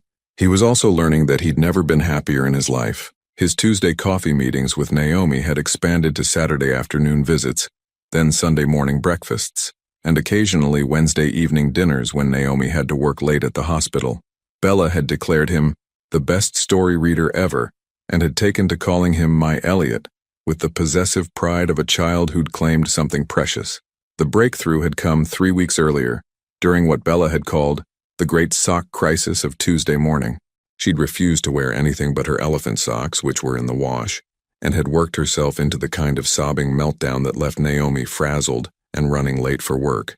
Elliot had been there for their weekly coffee, witnessed the chaos, and without thinking had suggested they go buy new elephant socks right then and there. Bella had looked at him with wonder, as if he'd just solved the world's most complex problem. We can buy socks whenever we want? She'd asked, eyes wide. Well, within reason, Naomi had said, shooting Elliot a grateful look. That shopping trip, 30 minutes in Target's children's section that felt more important than any board meeting he'd ever attended, had marked a shift. Bella began asking for my Elliot specifically when she needed help with puzzles, wanted someone to push her on the swings, or had important questions about whether clouds had feelings. Now, standing in the toy aisle of the same Target, Elliot was helping Bella choose a birthday present for her friend Sophie when his phone rang. The caller ID made his blood run cold. Massachusetts General Hospital. Mr. Vance? This is Dr. Rodriguez from MGH Emergency. I'm calling about Naomi Keller. You're listed as her emergency contact. The world tilted sideways. What happened? She was in a car accident about an hour ago. She's stable, but she has a concussion and some broken ribs. She's asking for you. Elliot's mind went blank, then shifted into crisis management mode. I'll be right there. What about Bella? Is she? The child wasn't with her. Ms. Keller was coming home from work when another driver ran a red light. Relief and terror warred in his chest. Bella was safe with Margaret, but Naomi was hurt, and he was suddenly the emergency contact, the person she'd trusted with this responsibility. Bella, he said, crouching down to her level in the toy aisle. We need to go see Mama. She had an accident, but she's okay. Bella's face crumpled with the instant fear that children felt when they sensed adult panic. Is Mama hurt? A little bit hurt, but the doctors are taking very good care of her. Elliot forced his voice to remain calm. We need to go to the hospital so we can give her hugs and tell her we love her. The drive to MGH was the longest 20 minutes of Elliot's life. Bella sat in her car seat. He'd bought one for his car 6 weeks ago just in case, clutching little Gray and firing questions with the relentless logic of a frightened child. Why did someone crash into Mama? Sometimes accidents happen, even when people are being careful. Will the doctors make her not hurt? They're going to help her feel better. Can we bring her soup? Gamma's soup makes everything better. That's a wonderful idea. We'll ask Gamma to make soup. At the hospital, Bella's hand gripped his tightly as they navigated the maze of corridors. The emergency department was exactly as overwhelming as Elliot remembered from his father's heart attacks. Too bright, too busy, filled with the controlled chaos of people managing other people's worst days. They found Naomi in bed 14, looking smaller and more fragile than Elliot had ever seen her. Her left arm was in a sling. Bruises were already darkening across her collarbone, and there was a butterfly bandage over a cut on her forehead. But her eyes were clear and alert when she saw them. Mama! Bella tried to run to the bed, but Elliot caught her gently. Careful, sweetheart. Mama's hurt, so we need to be very gentle. Naomi's eyes filled with tears as Bella approached slowly. Little Gray clutched against her chest. "Hi, baby girl. Are you okay?" "I'm not hurt," Bella said solemnly. "But you are hurt. Why are you hurt?" "Sometimes cars bump into each other by accident," Naomi explained, her voice slightly hoarse. "It's nobody's fault, just one of those things that happen sometimes." Bella studied her mother's bruises with the intense focus she usually reserved for art projects. "Do they hurt very much?" "A little, but seeing you makes me feel so much better." Elliot remained by the foot of the bed, overwhelmed by the complexity of his emotions. Relief that Naomi was alive and conscious, terror at how easily he could have lost her, and a growing realization of how completely his world had reorganized itself around these two people. "The doctor said you have a concussion," he said quietly. "How do you feel?" "Like I was hit by a truck," which technically, I was. Naomi's attempt at humor fell flat when she saw the expression on his face. "Elliot, I'm okay. Really. You called me." The words came out more vulnerable than he'd intended. "I'm your emergency contact. I changed it last month after the sock crisis." Naomi's smile was tired but genuine. "I realized that if something happened to me, you were the person I'd want taking care of Bella." The significance of that trust hit him like lightning. Not Margaret, not Naomi's colleagues at work, but him. The man who'd abandoned them once was now the person she'd trust with their daughter's welfare. "Mama," Bella said, climbing carefully onto the bed with Elliot's help. "Elliot drove very fast to come see you, but not too fast because that's dangerous." "He did? And he didn't cry even though he looked like he wanted to." Bella continued with the brutal honesty of childhood. "And he said we can bring you Gamma's soup to make you better." "Your Elliot sounds very smart," Naomi said, meeting his eyes over Bella's head. "He is smart, and he knows about elephant families." Bella settled against Naomi's good side, careful not to jostle her injuries. "Elliot, tell Mama about elephant families." "I think your mama knows about elephant families," Elliot said, pulling a chair close to the bed. "But tell her anyway. It's important." Elliot looked at Naomi, who nodded encouragingly despite her obvious exhaustion. "Elephant families take care of each other," he said, his voice catching slightly. "When one elephant is hurt, the others surround her and protect her until she's strong again." "That's right," Bella said with satisfaction. "And they never leave each other behind." "Never," Elliot agreed, his eyes locked on Naomi's. Dr. Rodriguez appeared in the doorway, a kind-faced woman in her 40s who smiled at the family tableau. "Ms. Keller, I have your discharge papers. You can go home, but you'll need someone to stay with you for the next 24 hours. Concussion protocol." "I can stay," Elliot said immediately. "Actually," Naomi said carefully, "would it be possible for us to stay at your apartment? My place has stairs, and with the broken ribs." It was the first time she'd suggested spending the night at his place, the first time she'd voluntarily put herself in the position of needing his care. Elliot felt something shift in his chest, like a piece of his heart clicking into place. "Of course, whatever you need." An hour later, they were settled in his Porter Square apartment. Bella was delighted by this unexpected adventure, exploring his kitchen while he heated up soup Margaret had insisted on sending over. Naomi was propped up on his couch, looking pale but determined to stay awake. "This is a nice place," she said, looking around at the carefully chosen furniture, the children's books he'd started collecting, the framed photo of Bella that sat on his coffee table. "It's starting to feel like home," Elliot replied, watching Bella examine his refrigerator with scientific interest. "Elliot," Naomi said quietly, "can we talk? About something important?" He joined her on the couch, careful not to jostle her injured side. "What is it?" "When I woke up in the ambulance, the first thing I thought wasn't about my injuries or the accident." She turned to face him fully. "It was about Bella, about what would happen to her if I didn't make it." Elliot's throat tightened. "Naomi, let me finish.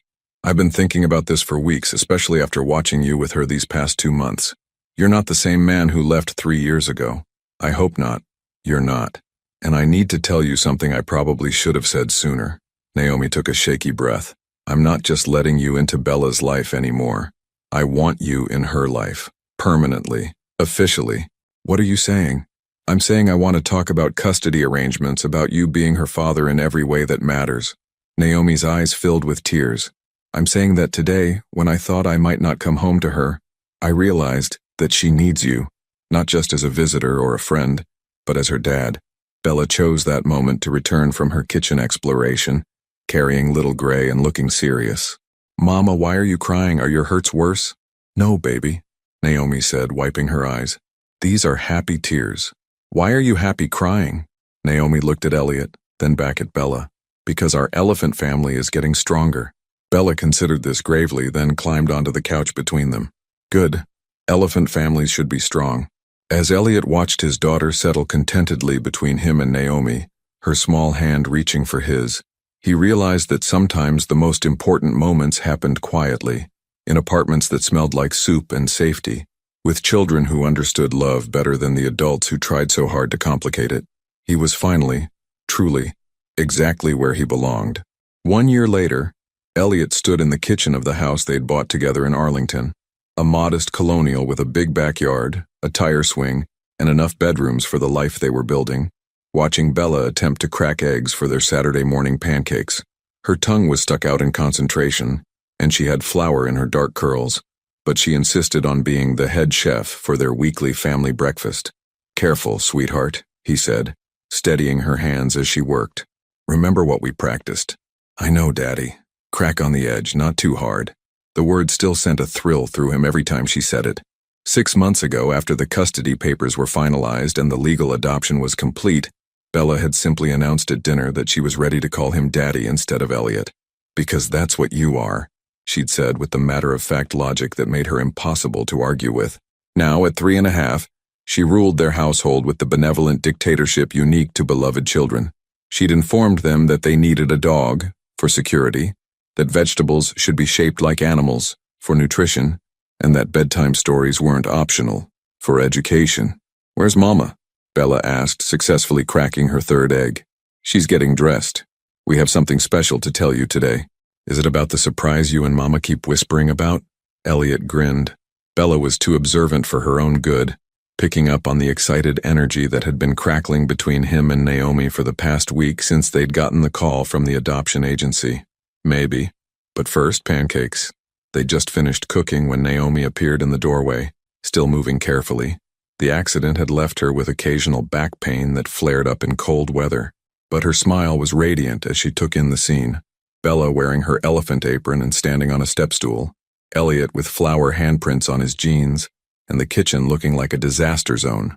My 2 favorite chefs, she said, kissing Bella's forehead before accepting the coffee Elliot handed her. How did we do this morning? Bella cracked all the eggs herself, Elliot reported proudly, and she only got a little bit of shell in the bowl. I'm getting better, Bella announced. Practice makes perfect, right, Daddy? Right. Just like everything else worth learning. They ate breakfast on the back porch, despite the October chill, because Bella had declared it was too beautiful a day to eat inside. The maple trees in their yard were showing off in shades of red and gold, and Bella kept pointing out different colored leaves with the enthusiasm of someone discovering fire. Bella, Naomi said when they'd finished eating, Daddy and I have something exciting to tell you. Bella immediately sat up straighter, her dark eyes, Elliot's eyes, bright with curiosity. Is it about the dog? Not about the dog, Elliot said, exchanging a look with Naomi. They'd rehearsed this conversation, but suddenly it felt monumentally important to get it right. You know how families can grow in different ways? Naomi began. Sometimes families start with a mommy and daddy, and sometimes they start with just a mommy, and sometimes people become families by choosing each other. Like us, Bella said solemnly. We chose to be a family. Exactly like us. And sometimes families grow when a new baby comes to live with them. Bella's eyes went wide. A baby? A real baby? A real baby, Naomi confirmed. There's a little girl who needs a family, and we were chosen to be her mommy and daddy and big sister. Is she in your tummy? Bella asked, pressing her hand against Naomi's stomach with scientific interest. No, sweetheart. She's 2 months old, and she's been living with foster parents who've been taking very good care of her. But now she's ready to come home to her forever family. Elliot watched Bella process this information with the careful consideration she brought to all important matters. Will she like elephants? I don't know, Naomi said seriously. What do you think we should do if she doesn't? We'll teach her, but not if she doesn't want to learn. Everyone gets to like different things. Bella paused, then asked the question Elliot had been dreading. Why doesn't she have a family already? Naomi took a breath. They'd agreed to be honest but age-appropriate. Her first mommy loved her very much, but she wasn't able to take care of a baby. So she made the very brave choice to find her daughter a family who could give her everything she needs. That's very brave, Bella agreed. When do we meet her? Next week. We'll visit her a few times and then, if everyone agrees, she'll come home with us. Bella was quiet for a moment, swinging her legs from her chair. Will I be a good big sister? You'll be the best big sister, Elliot said, his voice thick with emotion. You're kind and smart and careful with little things. You'll teach her about elephant families and how to make pancakes and why bedtime stories are important. And I'll share my room? Actually, Naomi said, we thought you might like your own room, and the baby could have the room next to ours. But you could visit whenever you wanted. Good. Big sisters need privacy sometimes, but also visiting. Bella climbed down from her chair and hugged both of them simultaneously. I'm ready to meet my sister now. That afternoon, while Bella napped, Elliot and Naomi sat on their front porch swing, sharing the quiet contentment that came with having survived the morning's revelation better than they dared hope. She's going to be amazing with the baby, Naomi said, curled against Elliot's side. She's amazing with everything. Wonder where she gets that from. Definitely not from the man who used to think scheduling was more important than spontaneity. Elliot laughed, pressing a kiss to the top of her head. That man was an idiot. He wasn't an idiot. He was just afraid of wanting things he thought he couldn't have. They sat in comfortable silence, watching their neighbors walk dogs and rake leaves, participating in the ordinary magic of suburban Saturday afternoons. 2 years ago, Elliot couldn't have imagined this life, so different from the penthouse views and strategic partnerships that had once defined success for him. Now he couldn't imagine anything else. Are you nervous? Naomi asked. About the baby? Terrified, Elliot admitted. What if I'm not good at the newborn stage? What if I don't know how to comfort her when she cries? Then you'll learn. The same way you learned that Bella needs her elephant socks and that bedtime stories require different voices for different characters, and that sometimes the best response to a toddler meltdown is distraction rather than logic. You make it sound so simple. It is simple. It's not easy, but it's simple. Naomi shifted to look at him directly. You love them. You show up. You try your best. Everything else you figure out as you go. Elliot thought about the man he'd been 3 years ago. Obsessed with control. Terrified of making the wrong choice, paralyzed by the gap between what he wanted and what he thought he was supposed to want. I have something to tell you, he said suddenly. Naomi raised an eyebrow. More surprises? Camille called yesterday. She and Alexandra are getting married next month. That's wonderful. Are you invited? We're all invited. She specifically asked to meet Bella. Elliot smiled. Apparently she wants to thank the little girl who helped her realize what real love looks like. And what does real love look like? This, Elliot said simply, gesturing toward their house, their life, the sound of their daughter playing in her room upstairs, choosing to build something together instead of just maintaining what already exists, risking everything you think you're supposed to want for the chance at what you actually need. Even when it's scary? Especially when it's scary. The front door burst open and Bella appeared with little Gray tucked under one arm and a book in the other hand. Story time. And I want to sit in the middle. As they settled on the porch swing, Bella between them, little Gray in her lap, the afternoon sun warming their faces, Elliot opened the book and began to read.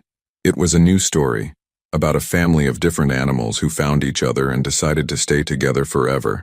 And Bella listened with the focused attention she gave to all tales about families choosing each other. Read it again, she demanded when he finished. Again? Please. I want to make sure I understand it for when I tell it to my baby sister. So Elliot read it again, and then once more, while Naomi dozed against his shoulder, and Bella memorized every detail. Around them, their neighborhood settled into evening, porch lights coming on, families calling children in for dinner, the soft sounds of lives being lived quietly and well. This was what he'd been searching for his whole life without knowing it. Not the grand gesture or the perfect plan, but the ordinary miracle of Saturday afternoons and shared stories, and a little girl who wanted to understand love well enough to teach it to someone else. As the sun set behind their maple trees, Elliot realized that some journeys didn't end with dramatic revelations or grand gestures. Sometimes they ended exactly where they were supposed to, at home, with the people who'd chosen to build a life together, reading the same story over and over until love felt as natural and necessary as breathing. And sometimes, that was the most extraordinary ending of all. 5 years later, the elephant costume was slightly too big, but Bella insisted it was perfect because elephants are supposed to be big. At 8 years old, she'd outgrown many things: training wheels, afternoon naps, and the need for constant reassurance. But her love for elephants remained steadfast. Today, she was performing in her school's animal parade, and her 4-year-old sister Lucy was her enthusiastic audience. "Tell me again why elephants are the best," Lucy demanded from her perch on Elliot's shoulders as they walked across the elementary school parking lot. "Because they're smart and they remember everything and they love their families," Bella recited, adjusting her gray fabric ears. "And because they help each other when someone needs help." Lucy nodded sagely, her red curls bouncing. Where Bella was serious and thoughtful, Lucy was pure energy and mischief, with Naomi's golden eyes and a laugh that could light up entire rooms. The adoption had been finalized when she was 6 months old, and she'd never known a world where Elliot wasn't daddy, and Bella wasn't her big sister. "And elephants never forget?" Lucy pressed. "Never," Bella confirmed. "That's why Daddy says we're an elephant family." Elliot exchanged a smile with Naomi, who was carrying Lucy's backpack and trying to wrangle a thermos of coffee while managing their tickets for the performance.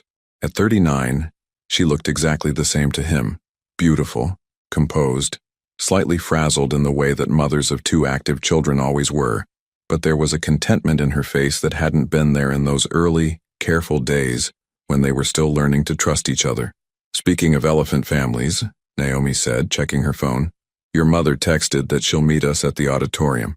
She's bringing enough snacks for the entire 2nd grade." Margaret had embraced her role as grandmother with the same fierce devotion she'd once applied to protecting Naomi and Bella. She'd been the one to insist on formal adoption papers, the one who'd helped them navigate the bureaucracy of international adoption for Lucy, and the one who spoiled both girls with the shameless enthusiasm of someone who'd waited 75 years to be called Gamma. The school auditorium was packed with families, the air buzzing with the excited chaos that preceded any elementary school performance. They found seats in the 3rd row, Lucy immediately claiming the best view by standing on Elliot's lap. "There's Bella!" Lucy shouted, pointing toward the stage where the 2nd grade was assembling in their various animal costumes. Bella waved back, her elephant trunk swinging with the movement, and Elliot felt the familiar tug of pride mixed with amazement. How had he gotten so lucky? How had he gone from a man who scheduled everything to someone who measured time in school performances and bedtime stories, and the small daily miracles of watching his children discover the world? The performance was exactly what you'd expect from 8-year-olds pretending to be animals: chaotic, adorable, and completely sincere. Bella delivered her lines about elephant families with the gravity of someone presenting a doctoral thesis, while her classmates giggled and forgot their cues and charmed their parents into complete adoration. "She's so serious," Naomi whispered, videotaping on her phone. "She gets that from you," Elliot whispered back. "The perfectionism is definitely from you." Fair point. After the performance, they gathered outside for the traditional post-show celebration of juice boxes and cookies. Bella was immediately surrounded by friends wanting to touch her costume, while Lucy appointed herself as the elephant expert, explaining to anyone who would listen about elephant families and their superior memory skills. "She's going to be a teacher," Margaret observed, watching Lucy hold court with a group of kindergartners. "Mark my words, that child loves being the center of attention and educating people. Wonder where she gets that," Elliot said, earning a light swat from Margaret. From her grandmother, obviously. The good parts, anyway. As they packed up to leave, Bella ran over with her costume slightly askew and her face flushed with excitement. "Did you see me remember all my lines?" "Every single one," Naomi confirmed. "We're so proud of you." "And did you hear me tell everyone about elephant families?" "We did. You were perfect." Bella beamed, then grew serious. "Daddy, do you remember when you first told me about elephant families? At the museum, when you were 3, and you said they never leave each other behind." "That's right. Are you glad we're an elephant family?" The question was innocent, but Elliot heard the deeper meaning underneath. Even at 8, Bella sometimes needed reassurance that the family they'd built was permanent, unshakable, proof against all the uncertainties that had shaped her earliest years. "I'm more than glad," he said, crouching down to meet her eyes. "Being part of this elephant family is the best thing that ever happened to me. Better than being rich? So much better than being rich. Better than living in a fancy apartment? Better than anything I used to think I wanted." Lucy had wandered over during this conversation, and now she wrapped her arms around both Elliot and Bella in a spontaneous group hug. "I love our elephant family," she announced. "Can we get ice cream to celebrate?" That evening, after ice cream and baths and the elaborate bedtime ritual that involved reading to both girls in Bella's room, Elliot and Naomi sat on their back porch watching the sunset paint their maple trees in shades of gold and amber. "Good day," Naomi said, curled against his side on the porch swing they'd installed the year they bought the house. "The best kind of day. Remember when you used to think good days were measured by stock prices and board approvals? That wasn't me. That was some other guy who happened to share my name." Naomi laughed softly. "Do you ever miss it? The corporate world, the power, the feeling of controlling billion-dollar deals?" Elliot considered the question seriously. "I miss the adrenaline sometimes, the sense that every decision mattered enormously. But then Lucy brings me a picture she drew or Bella explains something she learned at school, and I realize that those decisions do matter enormously. They're just different decisions, like whether to read one more story at bedtime, like whether to say yes when an 8-year-old asks if we can plant a vegetable garden because she wants to grow her own carrots. We're really going to let her do that? We're really going to let her do that. And when the rabbits eat all her carrots, we're going to comfort her and help her figure out rabbit-proof fencing for next year. And when Lucy decides she wants to help and accidentally pulls up all the carrot seedlings, we're going to take deep breaths and remember that the point isn't perfect carrots. The point is spending time together and teaching them that they can make things grow." Through the open windows behind them, they could hear the girls talking in Bella's room, their voices carrying the sleepy contentment of children who felt completely safe in their world. "Bella, are you awake?" "Uh-huh." "Lucy, do you think Mommy and Daddy are happy?"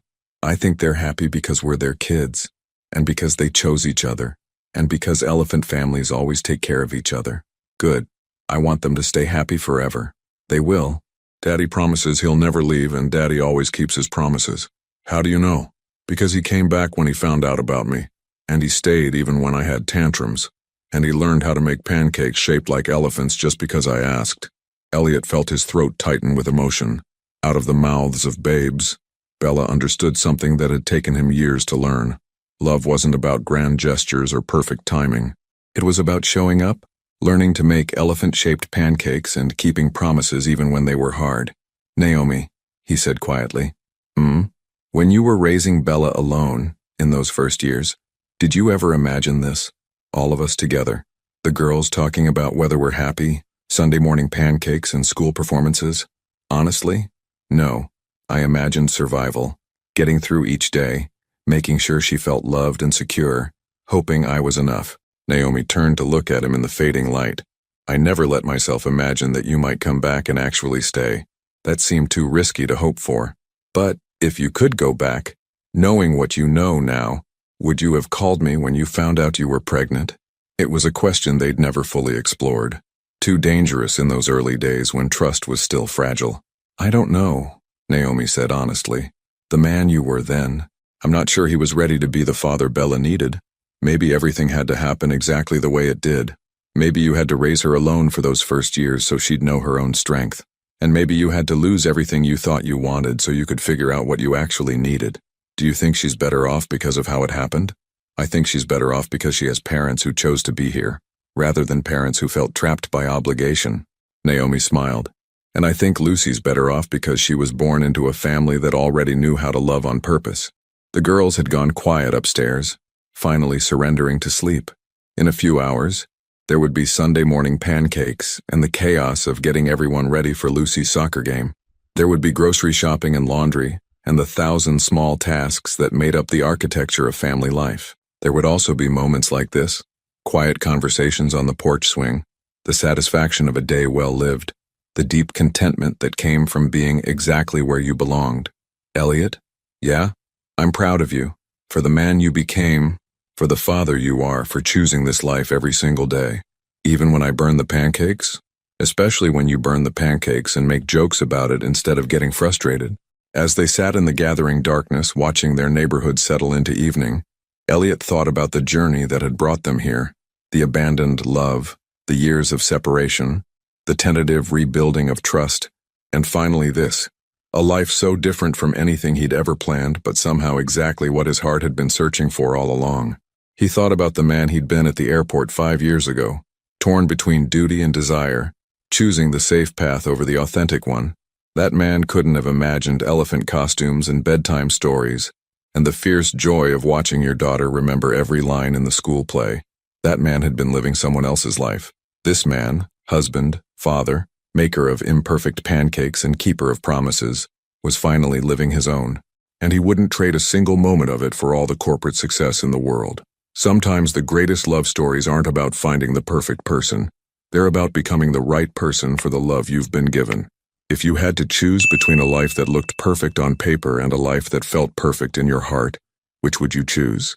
Your participation means a lot to the channel. Please share your thoughts in the comments. Thank you for watching. If you enjoyed the story, please subscribe to our channel and leave a comment below letting us know what you thought. Your feedback and support mean a lot to us. Stay tuned for more exciting stories.